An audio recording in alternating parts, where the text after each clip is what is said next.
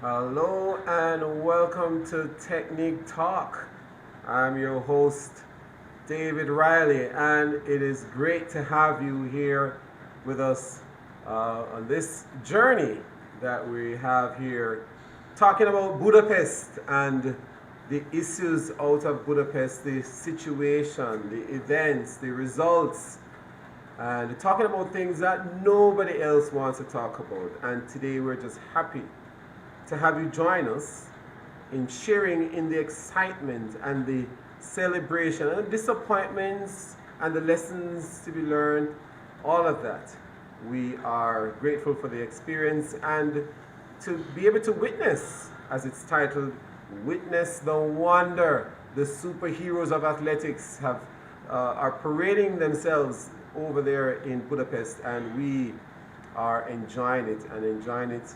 We are. I mean, some people are a bit more disappointed than they are enjoying it, but I mean, this is part of the experience. Track and field, there's nothing certain about it. You just have to come, show up on the day, and it's the best person on the day who gets the medals. And there's been so much that's happening. I mean, so many athletes have just not, you know, crossed the finish line. I mean, stopped. So many issues in the field, but in the midst of all of that, there's been so much success and celebration from the many winners of medals and people who've made the finals. I mean, you see the reactions of all the various athletes, and indeed mixed response and reactions for individuals. Some interesting additions to this particular World Championships. That Q room is quite interesting. It was interesting to see people like Wade Van Niekerk sitting in the Q room waiting to see if he qualifies as a time qualifier. That, to me, is just really, that was a moment. I mean, the world record holder in the 400 meters waited to see if he qualifies for the 400 meter finals. And of course, that must have been nerve-wracking for him, just having to sit there and watch the other semifinals unfold. Unfortunately, of course, he made it to the finals. And we'll talk about the 400. I mean, we did so well. We're doing so well today, Jamaica. Bouncing back from yesterday's disappointment. You say disappointment? Maybe because we kind of had our eyes set on that gold medal in the 100 meter women, but it wasn't to be. And so we left with 3 medals on a day, 2 in that particular event. Grateful with 3 medals, and of course, to see the athletes show up today looking like a hurdles crew. Our 400 meter hurdlers were good, our sprint hurdlers were good, and it just really speaks to the fact that Jamaica and the coaches have done an excellent job in preparing these athletes for hurdling, and we certainly look like we can hurdle. I mean, that's evident, and the results are showing that. And of course, what's required of each athlete for these World Championships is that you show up and you give your best effort. You must give your best effort, and that might result in a season's best, that might look like a personal best, and we've seen so many of those, and that's all that we can ask of our athletes as they parade on this stage, and it is a stage. And one of the things that people might not even realize is that this is entertainment. And like actors on a stage, the stage is a track or the field, and the players are there. You have lead actors, people winning medals, and you have people who are supporting actors. And it is all part of this, they're all part of this cast. And it's kind of, for me, I think some athletes haven't realized that they're part of a show. And so, you know, you see the finals and introductions to some of the finals, and you have this 30 seconds, maybe it's 20 seconds, to do something in front of the global camera. And people just kind of stand there looking like, you know, even with the introduction for heats or semifinals or races, you know, the camera comes and focuses on you. You have an opportunity to leave an impression. Yeah, I mean, that's less important than you running across the line first, but you're engaging fans, you're engaging people, and it's very important that athletes understand that what you do in that 10, 15 seconds where the whole world is looking at you, is important. You want to build a fan base, you want to build your brand as an athlete, seize the opportunity. Don't make it pass you, because you might not get that again, for the rest of the year. But here you have the whole world watching. You might end up with someone liking you from, another part of the world. They just happen to like your style. And so it's very important that athletes utilize and fully maximize this opportunity that they have on stage to parade themselves and to sell their brand in this global market.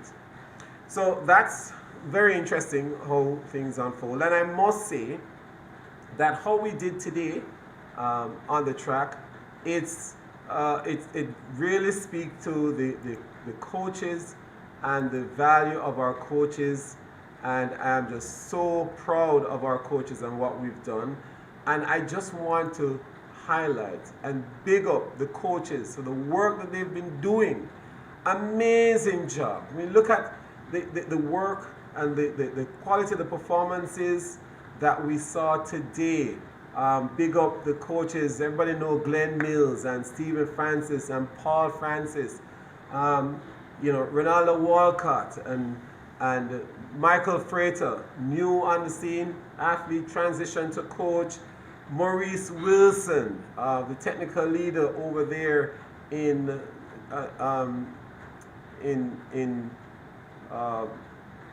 Budapest, and of course Julian Robinson, the legendary throws coach. He's coaching almost all the male throwers there in Budapest. Definitely a great job by our coaches, really looking good, and I love what I'm seeing. We have certainly the best coaches in the world. So I just want to pause and just big up our coaches for the work they're doing. Jamaica looked good today, medal or not. I mean, I made a post earlier today. Medal or not, today we looked good on the track. We were the conversation in the global community. An island less than 3 million people parading and punching so high above its weight, and indeed all of us should be proud. But one of the interesting things about track and field, and I hear the discussions from time to time, and the new rules with respect to the long distance events being placed, the top 5 from the heat advance into the next one. A lot of people have issues with it.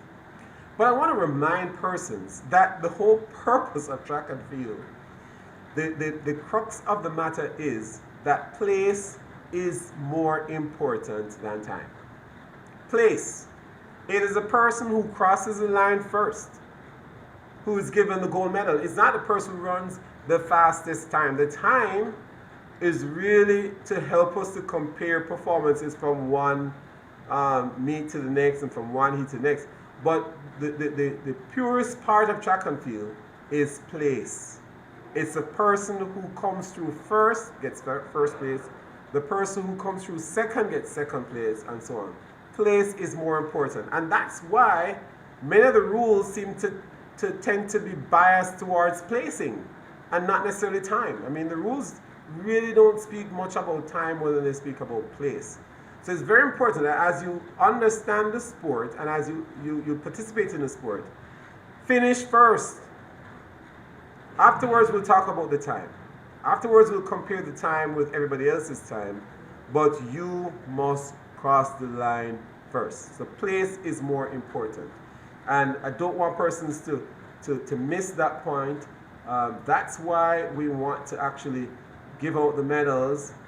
First place is better than a fast time. How many athletes would prefer to have that first place more than they want to have that fast time? That is the reality. We would prefer to get the medal rather than for us to get the time. And we have to make sure that we don't lose sight of that particular thing. First place is the person who crosses the line first.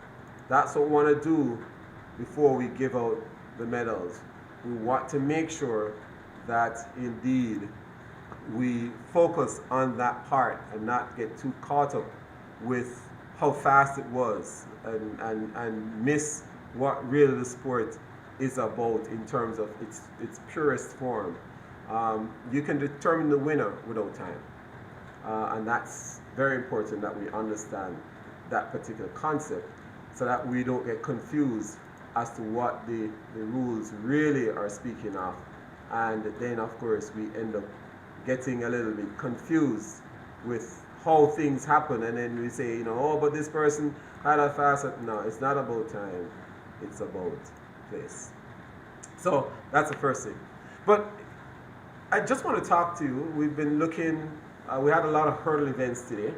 And hurdles seem to be something that we do very well at here in Jamaica.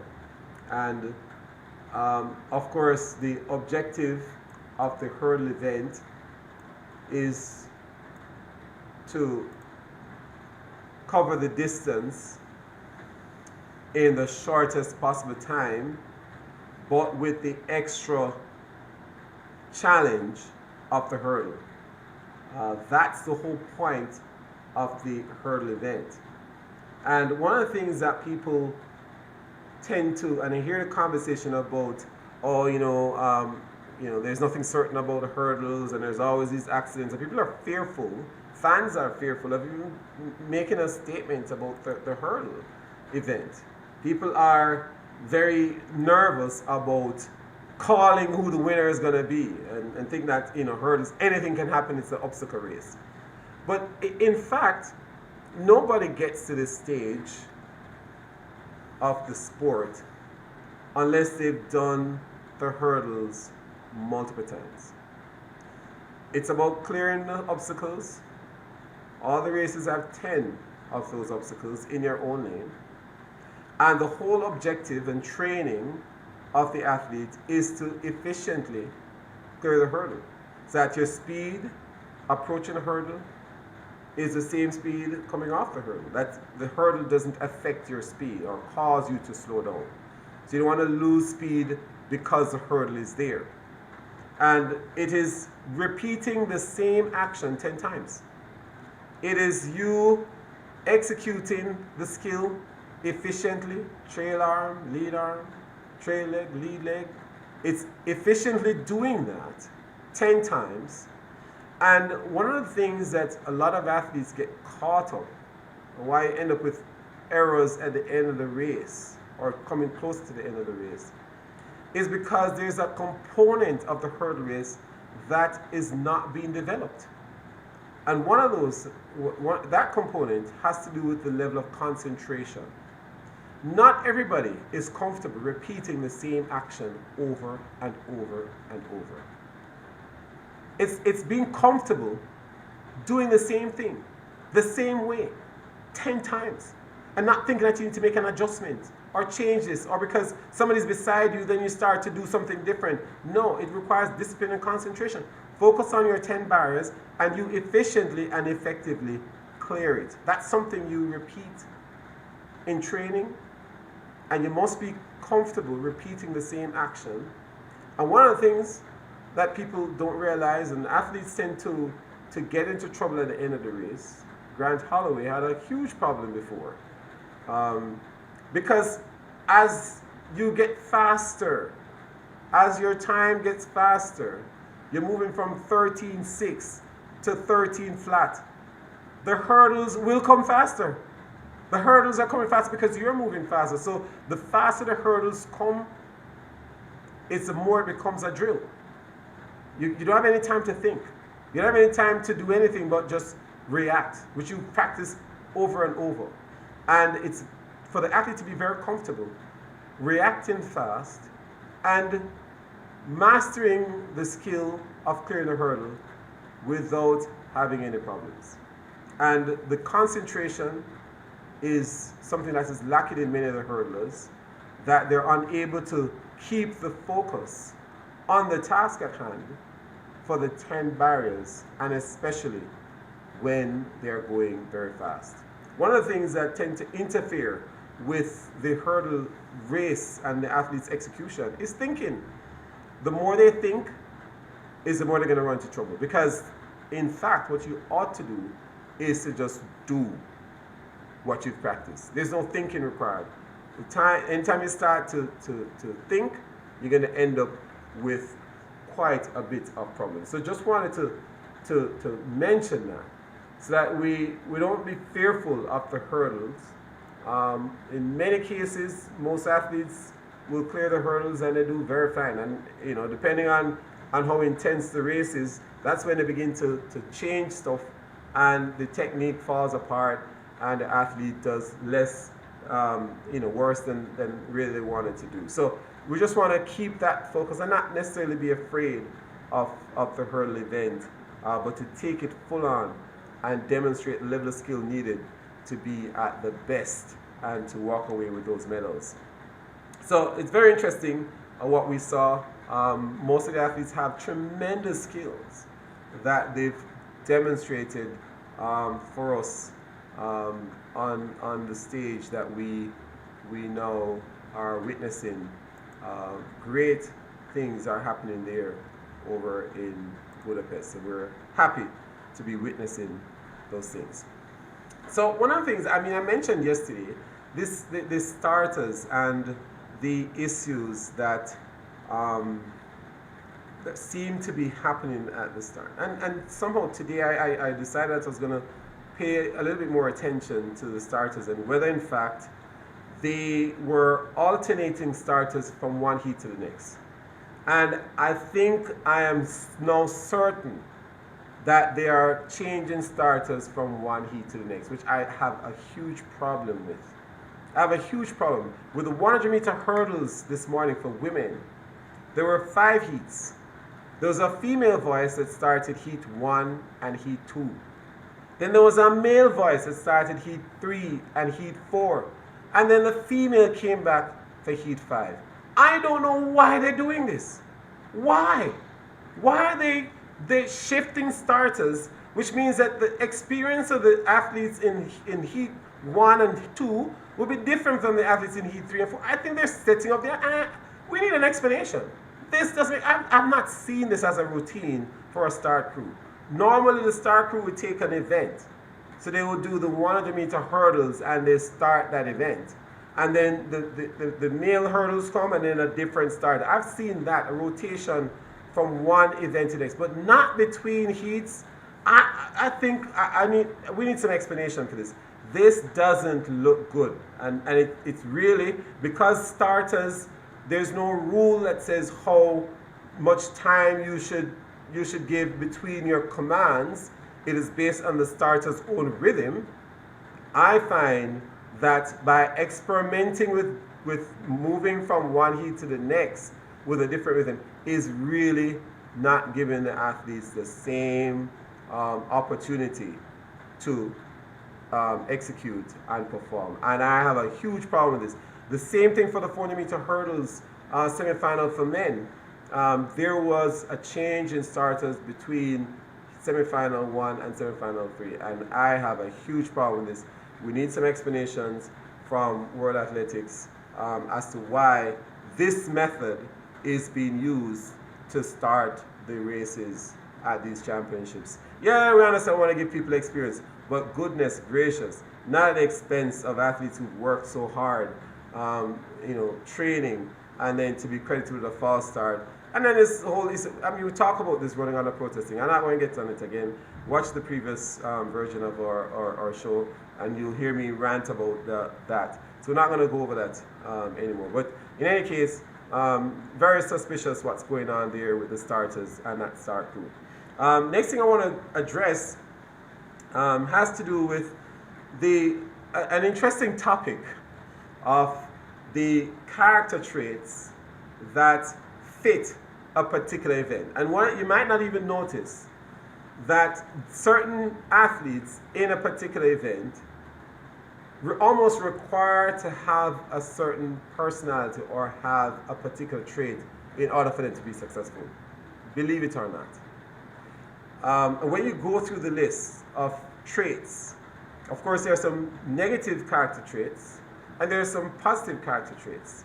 And all athletes in the various disciplines tend to have similar traits, and it almost seems like for you to be an athlete in this discipline, you must be like this as well. And so you find when you look at what's happening on the field of play, you see the field events, in particular the throwers, they tend to clap for each other. They tend to cheer when somebody else does well. They tend to support each other a bit more. Even though they're competing, they actually celebrate with each other based on their performance. You will not see that for people who run 100 meters. They're not even talking to each other, maybe after the race. But not while it's going on. Not while they're preparing or before, leading up to the race. You don't find sprinters interacting the way field events people interact. And so that's just evidence of the variation in terms of the traits that you might see, or the experience. And so for people who run the 100 meters, it requires a level of aggression. So the negative traits would be, aggression is a negative trait, you know. You must have that kind of aggression in order to deliver the power and the speed to reach the line first. So the sprinters tend to have that. If you don't have it, you'll be a substandard sprinter. You get substandard kind of performance. So the aggression is needed. There's quite a bit of arrogance, this selfishness, thinking that I want the medal for myself. I want it for me, and I'm going for me. I don't care what's going on in the lane beside me. I want it for me. That is an important part as well. So if you're thinking, oh yeah, let's share it, like what the high jumpers did, Barshim shared the gold medal. Sprinters don't want to share the medal. They want it for themselves. There's a selfishness that I want the medal for me, and people who tend to not have those traits don't pursue their goals as well as others who do. Intensive, those are all negative traits as well. Being too intense, you know, the tension and the intensity causes this atmosphere of tension among the athletes competing. That is part of it. If you can't deal with that environment, you're not going to do well as a sprinter. Those athletes in the 100 meters, the short sprinters, tend to be very ambitious, thinking that they can run fast. I can break the world record. I think I can do, as I am the best. If you're going to run 9.6, I'm going to run faster. There's this ambitious, and these are positive traits. So the ambitious thing and being very passionate, those are things that you'd see in your short sprinters. And if you're not ambitious, you're not going to do well as a short sprinter. You're going to be average. If you're not passionate about it, you're going to be average as well. For people who do middle and long distance, they tend to be passive. These are negative, passive individuals. Routinely so. They like the pace, and they're stuck to their pace, and they're not moving out of the pace. You know, they become so much into the habit and the routine. Very passive. Middle and long distance runners tend to be stubborn, especially long distance runners. Stubbornness. I mean, for you to keep going for a whole marathon, 26 miles, to go 10,000 meters, that requires a level of stubbornness that you're just not going to find in people who run short sprints. They just, no, you give them a couple laps to go, oh, I don't want to run, no. There is this stubbornness that middle and long distance runners tend to have that you don't find in other disciplines as much. So you must be stubborn to do well as a middle and long distance runner. There's this level of determination as well. Must be determined, and this is a positive trait now. Determination is something that you find within this group maybe more so than others. Being persistent, those are traits that do well, and you have to develop these within your athletes. If you're an athlete, you have to have these in order for you to do well in those particular disciplines. In terms of the hurdle events, there has to be almost like a thoughtlessness. And this is the negative part. You can't be thinking through it. You can't be analyzing it as you're doing it. You just do it. Once you start thinking, once you start, calculating the risks and assessing, no. Hurdlers have to be almost thoughtless. Just go. The same thing for people who are doing like pole vault. Pole vault, you have to be fearless. If you're not fearless, you ain't gonna be a good pole vaulter. If you're not fearless, you're not gonna be a good high jumper, because those two events, pole vault and high jump, when they end? They end when you fail. When the athlete fails to clear the height, they win. Can you imagine? It's funny. So you have to have a different appreciation for failure than other events. Failure, you fail at a height, you can't say, oh, well, I'm done, I'm no good. You have to understand and have a different appreciation for failure in order for you to be a good pole vaulter or a good high jumper. The hurdlers, in a positive sense, have to be tough. If you're concerned about hitting a hurdle and bruising your knee and your toe, you ain't gonna make it past the first training session. Hurdlers have to be tough. There's this toughness. I don't mean physical tough. I'm talking about determination, this mental toughness that it doesn't matter what it is. You must be able to be tough, and it doesn't matter how hard the hit is to bounce back and go again. They have to be very confident and courageous. Those are things that hurdlers must have. If you're fraidy, if you don't have a big heart, you don't think that if you don't have the courage, you won't do well in these events. So make sure, coaches, as you develop the athlete skill, you must also develop those traits as well. So tomorrow we have quite a bit of action, but today we saw some very good performances from our 400-meter athletes. We didn't talk about the traits for those. We'll take that up another time. But our 400-meter athletes did so well with Antonia Watson really coming through and doing very well, qualifying as a fastest qualifier, going into the finals. Definitely a great run, a brave run, fearless, not afraid of the lactic acid. Just go, just do it.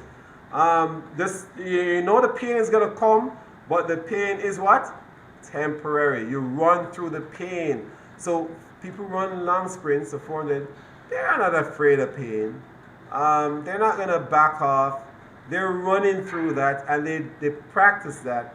And the ones who run through the pain are the ones who do better. Because everybody's going to feel that lactic almost at the same time. But you must have a different appreciation for pain. Your pain threshold must be high for you to run through that pain. So Antonia Watson did very well. Of course, Sean Bailey also through to the finals, and that is a tremendous feat. We saw our females, Genevieve Russell, Clayton making it through, and Anjanette Knight also making it through as well for the 400-meter hurdles finals. So this looks really good for us. When you check the points table, a lot of people not really focusing on the table there, but I am watching that table. Definitely, I like that people follow just the medal table, but there's also the placing table based on points, And that is also very important to check, because in fact there is a team championships component with where they actually present a trophy for the team that is doing very well. So on the placement table right now, last time Jamaica was second, and we received that really nice plaque from World Athletics for that. So here it is after 4 days of competition.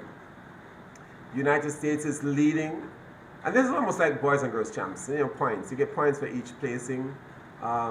So the points, USA is leading on 116 points. Kenya just passed us. They're on 47 points. Ethiopia is in third on 46, and Jamaica is sitting in fourth on 30. Let's go Team Jamaica. Let's go at least for second place in this team championships, and walk away with a plaque there to show the spoils from what we've been accomplishing over there in Budapest. So we're really happy for the opportunity to share with you today, and in fact we're looking forward to a great time, and certainly we are enjoying the championships, and we are looking forward to some great things from the Jamaicans over there in Budapest. Let me see if there are some questions or comments in the chat here. Can we get examples from today of hurdlers who are thoughtless?